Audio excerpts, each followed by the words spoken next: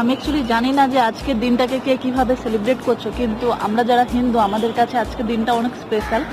আর আমার তরফ থেকে সবাইকে হ্যাপি মকর সংক্রান্তি, শুভ মকর সংক্রান্তি।